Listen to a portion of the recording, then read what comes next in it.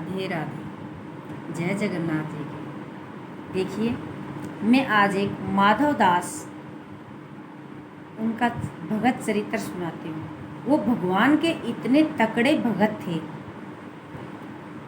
बहुत ही ज़्यादा। उसके बारे में जितना कहूँ उतना कम है।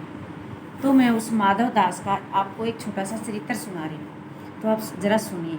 ये एक सच्ची घटना है। माधव दास अपने आप में एक परम भगत था, बहुत ही अपने आप में, मतलब बहुत ज़्यादा।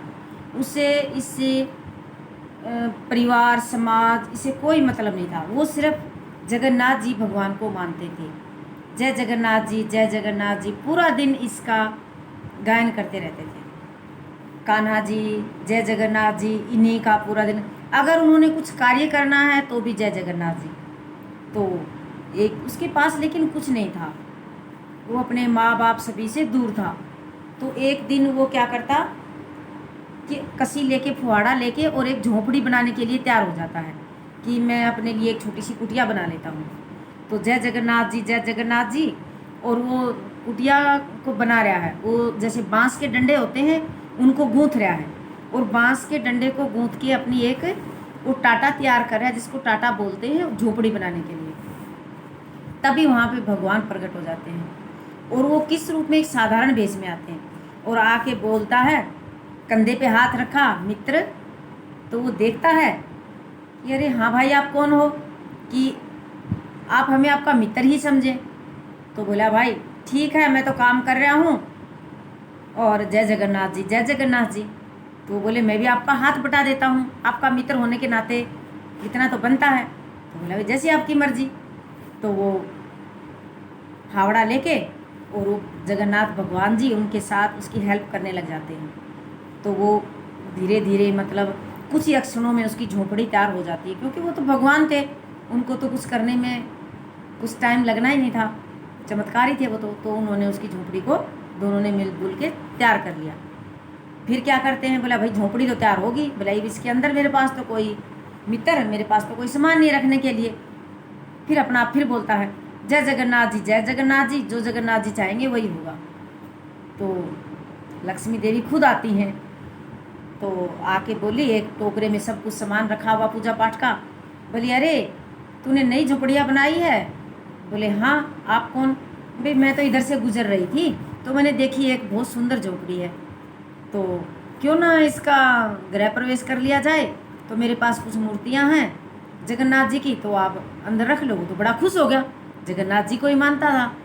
तो हाँ माता जी, आपका बड़ा धन्यवाद। पूजा पाठ करने लगा। तो वो क्या करता था कि डेली भिक्षा मांगता था, भिक्षा ही मांग कर खाता था वो। तो भिक्षा लाता और जगन्नाथ जी का भोजन बनाता, जो भी उसको मिलता। तो एक दिन उसको, मतलब कुछ ज़्यादा ही उसने मन में सोच लिया कि आज तो मैं मेरे ठाकुर जी के लिए 56 भोग बनाऊंगा। तो उसके लिए उसको ज़्यादा जगह भिक्षा भी लेनी पड़ी 56 भोग के लिए। तो भिक्षा लेते लेते वो एक गली में गया, तो वहाँ पर एक औरत अपने चूल्हे को लीप रही थी, मतलब चूल्हा बना रही थी मिट्टी का। तो उसने बोला, भिक्षाम देई, माता जी मुझे भिक्षा दो। तो बोली कि जा जा, मैं किसी को भिक्षा नहीं देती, तू कौन है? तो बोला, वो उसको मतलब ज्ञान देने लग गया, बुढ़िया माता को ज्ञान देने लग गया, भिक्षा देनी चाहिए, इससे धर्म होता है। तो वो कुछ ना बोले, मैं नहीं दूंगी, उसके साथ झगड़ाबाजी करे, मैं नहीं दूंगी। वो माधव दास भी वहाँ से ना हिले और न ही माता जी उनको भिक्षा दे। तो फिर वो भी ना गया। तो माता जी ने एकदम गुस्सा आ गया, और गुस्से में माता जी ने जो कपड़े से एक कपड़ा हाथ में लेके चूल्हे को पोंछ रही थी मिट्टी से, वही कपड़ा उस माधव दास के मुंह पे दे मारा। मुंह पे दे मारा तो वो खुश हो गया माधव दास, अरे मिल गई भिक्षा। सभी बोलते थे ये माता जी भिक्षा नहीं देती, देखो मिल गई ना भिक्षा, और चल पड़ता है। आके उसने क्या किया, जहाँ जगन्नाथ जी की विग्रह रखा था उन्हीं के सामने उस कपड़े को रख दिया। बोले कि इसको बाद में देखूंगा, इस भिक्षा का मेरे को क्या करना है। और जो अन्न वगैरह जो उसने मिला था उसका उसने भोजन बनाया, और बोले जगन्नाथ जी के सामने उसको परोसा उसने कि भी मैंने आज आपका 56 भोग बनाया। तो वो मित्र आ जाते हैं, वो भगवान साक्षात मित्र बन के आते हैं। तो वो आके बोलते आज तो बड़ा स्वाद भोजन है। तो अरे ये कपड़ा मिट्टी का सना हुआ, ये आपने क्या रख रखा है यहाँ पर? तो बोला कि अरे मित्र, ये आपको नहीं पता, ये बहुत कीमती है। बोले अच्छा, इसका क्या करेगा? बोला इसका सोचता हूँ क्या करता हूँ। तो बाहर गया, पानी से उस कपड़े को उसने धो लिया। धोने के बाद सोचता रहा और फिर बोला इसकी मैं बत्तियाँ बना लेता हूँ, कम से कम दीपक जलेगा तो मेरे जगन्नाथ जी खुश हो जाएंगे। तो भगवान तो सारी बातें सुन रहा था। तो उसने क्या किया, कपड़े को धोया, सुखाया और पतली पतली उसकी लीर फाड़ के और बत्तियाँ बना के, और उसने तेल तो उसके पास था और दिए लगा दिए। अब दिए लगाए तो भगवान तो बहुत खुश हुए। बोले अरे वाह, आज तो मेरे जगन्नाथ जी के मैंने चानना भी कर दिया, मतलब रोशनी हो गई देखो। उसने तो बहुत ही अच्छा, सभी बोले थे ये तो भिक्षा में कुछ नहीं देती, और उसने तो सबसे अच्छा उपहार दिया मेरे को, बड़ा खुश। उधर वो बुढ़िया किसी को कुछ नहीं देती थी, तो वो कुछ खाती भी नहीं थी, जैसे बहुत ही भूखी मर गई तो खाती थी। और खटिया पे नहीं सोती थी, बोली खटिया पे सोऊंगी तो टूट जाएगी, अगर मैंने कंबल ओढ़ के सो गई तो ये कंबल फट जाएगा, मेरे को और लेना पड़ेगा, मेरे पैसे खर्च हो जाएंगे, मेरा जेवर खर्च हो जाएगा। वो जोड़ती रहती थी। तो जैसे ही माधव दास ने अपने घर में वो उस बुढ़िया के दिए कपड़े की बत्ती लगाई, तो वो रोशनी कहाँ हुई? माता जी के घर पे। क्योंकि दान हम जब देते हैं तो ऐसा दान दो जो किसी के काम आए, और ऐसे भिक्षार्थी को दो जो उसको यूज में ले। तो उसने तो ऐसे ही समझ के दिया था, लेकिन उस भिक्षार्थी के, वो भिक्षुक था, उसके काम आ गई वो, वही जोत उसके घर में जल रही है। बुढ़िया को सपने में दिखाई दे रहा कि अरे मेरे घर में ये दिए किसने लगा दिए। तो वो क्या करती है, खड़ी होके सपने में ही दीवे को फूंक मारती है। तो सपने में तो जैसे दीवा फूंक मारती है फिर जल जाता है, फिर मारती है, फिर वो तो सपना था। तो बोली अरे ये क्या है। फिर उसको सपने में ही उसके जम के जूत उसको लेने आ जाते हैं। वो भी भगवान का चमत्कार था उसको दिखाने के लिए। तो वो जम के जूत उसको बोलते हैं भाई अम्मा जी चलो आपका टाइम आ गया। बोली मैं नहीं जाऊँगी। बोले भाई आपका टाइम आ गया, आपको जाना पड़ेगा। बोली मैं नहीं जाऊँगी, मेरा जेवर रखा है, मेरी चारपाई है, मेरा इतना सामान है, मेरा इतना राशन है, ये सब कहाँ जाएगा, इसको कौन देखेगा। तो वो उसको ज़बरदस्ती खींच रहे हैं। तो बोलते हैं माता जी तेरे साथ वही जाएगा जो तूने दान किया है। तो वो बोली मैं दान क्यों करूं, मैंने तो दान कभी किया ही नहीं। तो बोला कुछ तो किया होगा। बोला नहीं नहीं मैंने कुछ नहीं किया। बोला हम अभी आपका निखार कर देते हैं। तो उन्होंने 2 पलड़े रखे, भाई आपका पाप इस तरफ और धर्म इस तरफ, आपने जो क्या दान किया है। तो उस पाप की गठड़ी तो उसकी भर गई, वो पालड़ा तो बिल्कुल तले में टिक गया, क्योंकि उसने कभी दान कुछ ऐसा अच्छा कार्य किया ही नहीं था। और वो पलड़ा एक ऊंचा उठ गया और उसमें एक तिनके के बराबर उसने धर्म किया था। तो बोले धर्म तो आपने इतना ही कर रखा है, क्योंकि जो दान देते हैं उसका धर्म लगता है।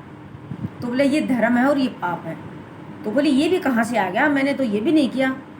तो बोले आपने गलती से ही किया होगा, लेकिन आपने किया है भी किसी को कुछ भी गलती से। तो बोली मैंने तो एक मिट्टी का सना हुआ कपड़ा किसी के मुंह पे मारा था, वो दान थोड़ी है। बोला वो आपका वही दान आज यहाँ पे आगे खड़ा है।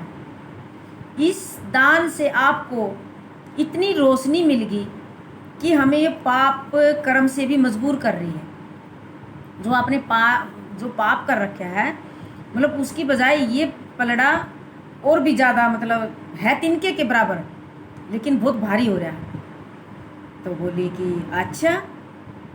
तो फिर वो उसकी आँख खुल जाती हैं, तो वो सोच में बैठ जाती है अरे क्या उस इतने से कपड़े का इतना महत्व था, तो मैं तो आज से दान करूँगी। मैं कितनी अभागन थी, मैंने दान ही नहीं किया। उसको मतलब बातें समझ में आ जाती हैं सपने से, कहने का मतलब ये है। तो सुबह वो क्या करती है, वो माधव दास तो फिर निकल पड़ता है भिक्षा मांगने के लिए, कि उसका तो रोज़ का काम था। तो उसी गली से आता है, तो वह चावल को एक पोटली में बांध के गेट पर खड़ी मिले, आके बोली अरे इधर आ, भिक्षा वाला इधर आ।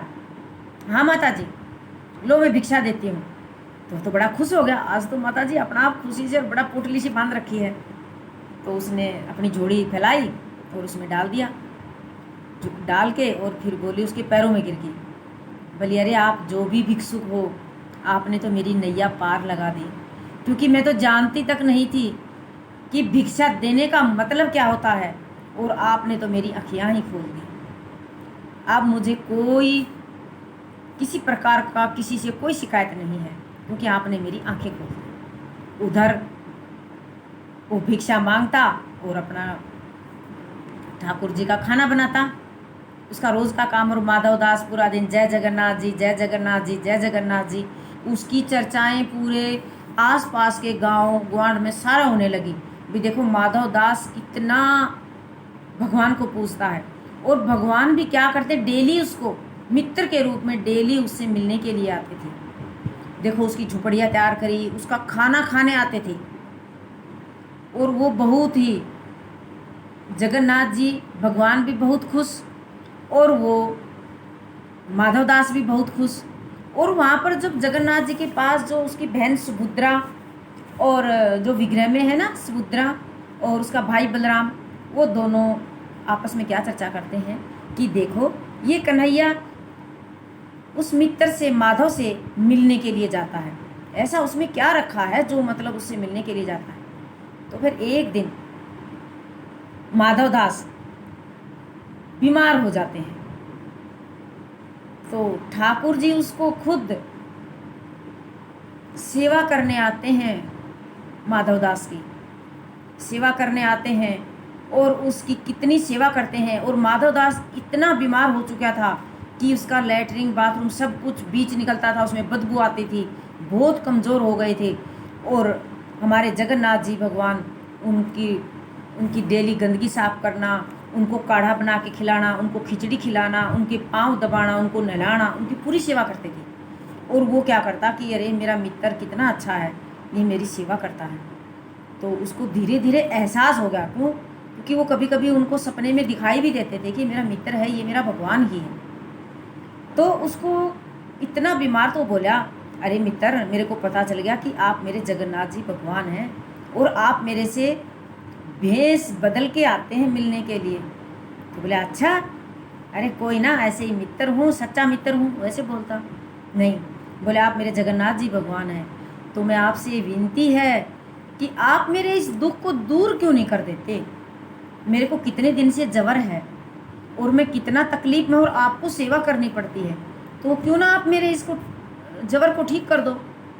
तो भगवान जी उसको क्या कहते हैं, अरे माधव दास, अगर मैं इतना जल्दी आपको ठीक कर दूंगा तो आपका जो कर्म में लिखा है, जो आपको भोगना है, वो अधूरा रह जाएगा, और फिर अगले जन्म में आपको भोगना पड़ेगा, अगला जन्म लेना पड़ेगा, आपको फिर भोगना पड़ेगा। ये ऐसे जन्म मृत्यु का विवरण आपको लगा रहेगा। इसलिए मैं सोचता हूँ कि 15 दिन की बात है, 15 दिन में आपका सारा दुख दूर हो जाएगा। तो बोला नहीं नहीं, मैं नहीं जानता इस बात को, मेरे को अभी ठीक करो, मैं बहुत दुखी हूँ। तो वो जिद पकड़े बैठा है। तो जगन्नाथ जी भगवान बोलते हैं चलो, जब आप नहीं मानते हैं तो कुछ करना ही पड़ेगा। अब आप मेरे इतने तगड़े भगत हैं, तो मेरे को तो कुछ तो करना ही पड़ेगा। तो वो क्या करता है, उसका सारा जवर बुखार अपने ऊपर ले लेते हैं, और अपने ऊपर लेके जगन्नाथ जी भगवान स्वयं बीमार हो जाते हैं, और माधव दास ठीक हो जाते हैं। और तब से श्री जगन्नाथ जी ने बोला कि हर साल 15 दिन मैं अस्वस्थ रहूँगा, और मंदिर के पट 15 दिन के लिए बंद रहेंगे। तो आज भी यह वर्षों से चली आ रही परंपरा है कि जगन्नाथ जी भगवान के जो जगन्नाथ जी मंदिर है पूरी में, उसके द्वार, उसके कपाट 15 दिन के लिए बंद हो जाते हैं, और ये पूर्णिमा तक रहेगा। जेठ की जो पूर्णिमा होती है ना, इसके दिन से बंद होते हैं उसके कपाट। तो अभी 15 दिन के लिए कपाट बंद हैं, और जगन्नाथ जी भगवान अस्वस्थ हैं। और जब वो ठीक होंगे 15 दिन के बाद, तो उनको वो पुरी में यात्रा निकाली जाती है। वो यात्रा इसीलिए निकलती है कि खुशी मनाई जाती है कि आज हमारे भगवान स्वस्थ हो गए। बोलिए श्री कृष्ण भगवान की जय हो। राधे राधे।